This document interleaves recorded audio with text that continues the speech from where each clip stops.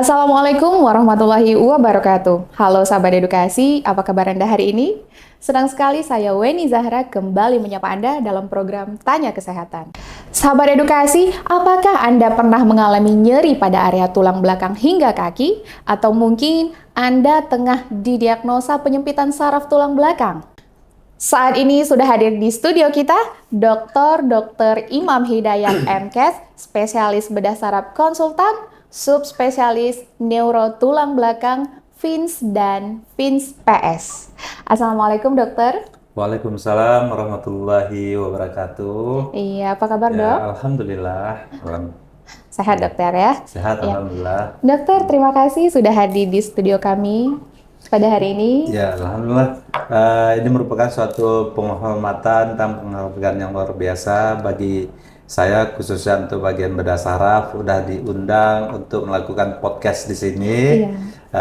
Ya, tujuannya adalah untuk memberikan edukasi kepada masyarakat terhadap nyeri tulang belakang ataupun penjalaran nyeri yang mulai dari tulang belakang hingga ke kaki. Bisa juga timbul rasa baal dan kelemahan anggota gerak. Itu dia yang disebut. Iya, oke, baik dokter. Nah ini dokter, sebelum kita membahas lebih lanjut nih dokter tentang penyempitan saraf tulang belakang, dokter bisa jelasin sedikit saraf itu seperti apa sih dok dan fungsinya apa di dalam tubuh kita? Oke, terima kasih Kak Weni. Jadi di sini perlu saya jelaskan bahwasanya sistem saraf itu merupakan suatu kumpulan jaringan yang berfungsi untuk mengkoordinasi semua aktivitas yang ada pada tubuh kita, baik itu berupa berpikir, berjalan, menelan, serta merespon semua aktivitas yang memberikan respon terhadap tubuh kita. Dan yang paling terakhir adalah dengan adanya sistem saraf ini, maka kita yang paling penting adalah untuk mengingat Sang Khalik kepada Allah Subhanahu wa Ta'ala. Itu yang dimaksud dengan sistem saraf. Oke, sangat dibutuhkan sekali ya dok ya untuk sistem saraf ini. Nah kemudian dokter, untuk tulang belakang nih dok, dikatakan tulang belakang itu bagian apa sih dok? Ya, jadi yang disebut dengan tulang belakang itu mulai dari daerah leher, kemudian daerah dada, kemudian daerah lumbal, dan daerah sakrum atau tulang ekor. Itu yang disebut dengan satu komponen tulang belakang. Jadi setiap komponen tulang belakang itu dia ada keluar sistem persarapannya masing-masing. Yang khususnya kalau yang tulang belakang itu untuk pergerakan, untuk memberikan respon baik itu yang bersifat respon mempertahankan diri, respon memberikan respon nyeri, itu yang disebabkan oleh itu yang disebut dengan sistem saraf tulang belakang. Sementara kalau sistem saraf pusat yang lainnya itu seperti kita berpikir, kita memberikan respon-respon terhadap pembicaraan itu respon sistem saraf pusat yang khususnya untuk yang sistem saraf otak. Jadi ada dua sistem saraf otak dan saraf tulang belakang. Itu yang disebut dengan sistem persarapan. Oke, nah kali ini kita membahas tentang penyempitan saraf tulang belakang. Boleh dijelasin dokter, ini penyakitnya seperti apa sih dok? Oke. Nyeri tulang belakang, nyeri yang disebabkan oleh penjalaran saraf akibat terjepitnya saraf tulang belakang ini suatu kondisi yang sangat mengganggu aktivitas. Bahkan kondisi ini dapat menyebabkan terjadinya kelumpuhan, gangguan disfungsi ereksi, gangguan fungsi miksi, defekasi, berarti buang air kecil, buang air besar juga terganggu. Jadi begitu banyak komplikasi yang timbul akibat penjepitan saraf ini. Nah, jadi sebenarnya untuk tindakan pada pasien-pasien yang udah terjadi penjepitan saraf ini tidak lain adalah bagaimana kita harus membebaskan saraf ini yang terjepit sehingga fungsi ujung dari saraf ini dapat berfungsi secara maksimal. Itu dia Kak Weni. Oke, baik dokter. Berarti terjadi penyempitan nih pada bagian-bagian saraf tersebut. Iya. Ini disebabkan oleh apa dokter? Kemudian faktor resikonya mungkin bisa dijelasin dok? Jadi adapun penyebab terjadinya penjempitan saraf ini, pertama faktor-faktor risiko dari obesitas, aktivitas kita yang tidak benar, aktivitas misal dadakan. Jadi contohnya misal aktivitas dadakan tiba-tiba kita mengangkat beban yang sangat berat dengan posisi yang salah, itu juga dapat menyebabkan terjadinya efek dari penekanan terhadap saraf tersebut. Kemudian yang lain seperti kita melakukan aktivitas olahraga yang salah, seperti kita melakukan dengan usia yang misal dengan usia yang telah bertambah, sebaiknya aktivitas yang membebani tubuh ataupun loading tubuh itu kita kurangi, sehingga resiko untuk terjadinya penyempitan saraf itu juga akan berkurang. Selain itu, untuk mengurangi faktor risiko ini, kita yang paling penting adalah aktivitas olahraga kita seperti berenang, kita bisa bersepeda. Seandainya kita risiko misalnya seperti sepeda gunung agak tinggi, kita bisa mengambil alternatif bersepeda di rumah ataupun sepeda statis, atau kalau memungkinkan pagi-pagi kita naik sepeda. Prinsipnya setiap aktivitas yang mengurangi beban terhadap loading tubuh itulah yang dianjurkan bagi penderita dengan penyempitan saraf tulang belakang, kayak gitu. Selain itu, apalagi yang harus kita perhatikan, makanan. Memang makanan, obesitas itu hal yang sangat mempengaruhi terhadap terjadinya penyempitan saraf tulang belakang ini. Sehingga apabila memang udah terjadi seperti itu, usaha yang baiknya kita lakukan adalah selain memang kita atur diet, puasa, olahraga. Jadi hal yang penting lainnya adalah kita atur posisi aktivitas olahraga kita ataupun aktivitas sehari-hari kita yang mengurangi beban dari loading tubuh. Itu dia, Kak Weni. Oke, berarti aktivitas juga diperhatikan dokter ya, jangan sampai posisi tubuh kita mempengaruhi kondisi saraf tulang belakang kita, gitu ya. Nah dokter, ketika terjadi penyempitan, gejalanya seperti apa ini dok? Ya, jadi di sini perlu kita ketahui bahwasanya tingkat risiko terjadinya penyempitan saraf tulang belakang ini khususnya pada usia-usia dewasa muda, aktivitas yang sangat berlebihan itu cukup tinggi, bahkan mencapai hampir 80% itu pasien datang ke rumah sakit ini dengan keluhan low back pain atau nyeri saraf tulang belakang, sehingga kondisi ini sangat mengganggu, baik mengganggu aktivitas hari-hari, aktivitas bekerja, serta kondisi ini dapat mengurangi produktivitas bagi masyarakat, khususnya masyarakat yang masih produktif. Itu dia. Jadi saat datang sudah terjadi nyeri begitu ya dok? Iya, kondisi inilah yang tambah memperberat terjadinya. Jadi kalau kita lihat penyebabnya itulah yang seperti yang dokter jelaskan sebelumnya itu. Nyerinya dari mana saja itu dok? Jadi kalau kebanyakan pasien-pasien itu datang ke rumah sakit itu biasanya nyerinya mulai dari yaitu memang tergantung tingkat di daerah mana terjadi penyempitan, Kak Weni kan. Seandainya memang penyempitan itu terjadi di daerah servikal, otomatis seluruh aktivitas yang berada di bawah servikal ini, tulang leher, akan terjadi ganggu. Apabila terjadi penyempitan saraf tulang belakang bagian lumbal, maka seluruh saraf yang berada di bawah lumbal ini akan terjadi gangguan fungsi. Gangguan fungsi itulah pada awalnya mungkin timbul rasa kurang nyaman, rasa baal, rasa nyeri, kemudian lama-kelamaan dia terus berlanjut, berlanjut hingga terjadinya gangguan disfungsi ereksi, disfungsi miksi, kemudian disfungsi BAB. Kondisi inilah yang tambah memperberat dan berakhir dengan kelumpuhan.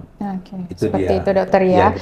Iya. Kemudian ini penyempitan ini apakah ada jenis-jenisnya dok? Atau sama dengan seperti yang dokter sebutkan tadi? Ya, ini penyempitan ini jenis-jenisnya itu tergantung dari tingkatannya. Tambah tinggi tingkatan yang terjadi, maka risiko untuk kelumpuhannya itu tambah lebih berat. Tingkatan keparahan begitu dok ya? Iya, tingkatan keparahannya. Jadi tingkatan ini dia nih ada 4 grade ya. Yang Grade pertama, 1 itu grade 1 bisa disebut dengan seperti cuman terjadi penonjolan sistem bantalannya aja, cuman terjadi penonjolan ringan. Sedangkan kalau yang grade 2 penonjolan tetapi udah lebih berat. Pada grade yang ketiga terjadi keluarnya inti dari bantalan ini. Keempat dia udah jeblok semua, berarti udah keluar hampir sebagian besar. Pada kondisi yang seperti ini, apabila udah terjadi yang grade 4, ini yang grade 4 khususnya grade 4 ini pada kondisi seperti ini biasanya pasien bisa terjadi kelumpuhan, gangguan BAB, BAK, dan terjadi impoten khususnya pada laki-laki. Oke, baik, seperti Sedangkan kalau yang grade 1 atau grade 2 ini timbul rasa nyeri yang hebat. Pada kondisi inilah ini ada alternatif yang bisa kita lakukan selain tindakan operasi gitu, Mbak. Oke, berarti dokter pada grade 1 dan 2 dapat dilakukan penanganan alternatif nih dokter, seperti dokter katakan tadi ya. Seperti apa dok penanganan alternatifnya? Oke, sahabat edukasi.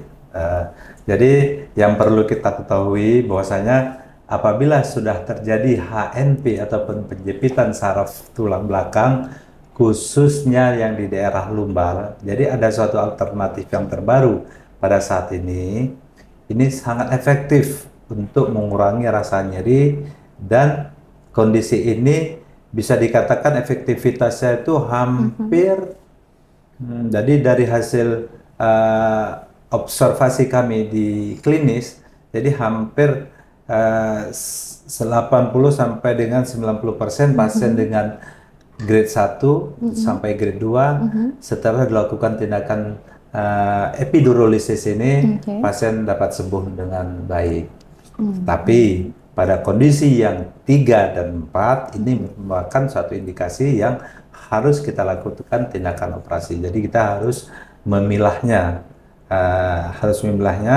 Bagaimana cara kita memilahnya? Yaitu dengan melakukan pemeriksaan MRI. Dengan kita melakukan pemeriksaan MRI, kita udah dapat memastikan, oh ini grade 1, grade 2, atau grade 3, atau grade 4. Dan efektivitasnya sangat baik. Baik, berarti tindakan tadi itu semacam tindakan penyuntikan begitu dok? Iya, jadi tindakan epidurolisis ini merupakan suatu tindakan alternatif dengan minimal invasif. Jadi hanya melakukan penyuntikan, cuman penyuntikan itu berbeda dengan penyuntikan seperti kita suntik-suntik biasa, itu beda. Cuman kalau epidurolisis ini ada suatu alat kateter namanya, ras kateter segini panjang, kecil, tetapi dia bisa kita tujukan ke tempat to the point, tempat sakitnya. Jadi dengan melakukan penyuntikan obat-obat tertentu pada daerah poinnya, nyerinya itu, maka dengan sendirinya kita memberikan kebebasan dari saraf yang terjepit, melepaskan saraf yang terjepit, kemudian mengurangi suatu perlengketan. Ini penjepitan itu ibaratnya ini saraf, ini kejepit. Akibat terjepit ini maka akan terjadi jaringan ikat di antara saraf ini, jadi kejepit. Jadi bagaimana cara kerja obat itu? Setelah diberikan obat, dia ini akan memberikan pelumas seperti ini. Jadi dia akan bebas. Saraf itu akan bebas pada saat kita bergerak, sehingga rasa nyeri yang timbulkan pada saat jeratan ini akan berkurang. Sehingga dia akan free ending nerve itu namanya. Nah, kemudian apalagi selain itu dengan bebasnya nyeri ini, maka dengan sendirinya akan terjadi berkurangnya rasa nyeri dan berkurangnya peradangan di daerah tempat yang terjadi penyepitan saraf. Oke, baik. Seperti itu dokter ya. Jadi ketika mengalami gejala-gejala yang sudah disebutkan tadi, segera periksakan ke dokter. Jangan sampai nih semestinya masih di grade 1, grade 2, masih bisa dilakukan alternatif, justru grade-nya makin bertambah nih dok ya. Ya benar. Nah, jadi di sini perlu sahabat edukasi semua mengetahui bahwasanya tambah cepat kita berobat, mendapatkan suatu diagnosis dan tindakan, tambah lebih baik hasil yang diharapkan. Ibaratnya tambah cepat kita memberikan suatu terapi konservatif, jadi tambah lebih baik hasilnya. Oke, baik dokter. Ya, dokter, pertanyaan terakhir ini dokter. Dokter, apakah tindakan ini sudah tersedia di RSUD Dr. Zainal Abidin? Ya, alhamdulillah untuk rumah sakit yang merupakan suatu rumah sakit rujukan khususnya di daerah istimewa Aceh, karena hampir seluruh sebagian besar kabupaten merujuk pasien ke rumah sakit Zainal Abidin yang merupakan tonggak kesehatan khususnya bagi masyarakat Aceh. Alhamdulillah kita udah bisa melakukan tindakan-tindakan yang seperti ini dan bahkan tindakan-tindakan yang lain yang lebih advance lagi. Kita di sini khususnya di bagian bedah saraf itu kita udah maksimal kita lakukan di sini. Jadi pemirsa edukasi semua, jadi jangan ragu untuk datang berobat ke Rumah Sakit Umum Dr. Zainal Abidin untuk berkonsultasi, untuk melakukan pengobatan, serta mendapatkan informasi yang sejelas-jelasnya untuk mendapatkan terapi khususnya kelainan saraf dan bedah saraf. Oke, baik dokter, luar biasa sekali dokter. Terima kasih banyak dokter. Semoga apa yang dokter sampaikan pada momen kali ini bermanfaat untuk seluruh masyarakat. Sahabat edukasi, berakhir sudah perbincangan kita pada hari ini. Terima kasih kami ucapkan kepada tim hebat PKRS sehingga informasi ini dapat tersampaikan dengan baik. Kunjungi channel YouTube kami di RSUD Dr. Zainal Abidin Aceh untuk mendapatkan informasi kesehatan lainnya. Dan jangan lupa like, comment, share, dan subscribe. Saya Weni Zahra. Dan saya Dr. Imam Hidayat. Pamit undur diri. Assalamualaikum warahmatullahi wabarakatuh. Salam sehat, salam edukasi, salam bebas nyeri.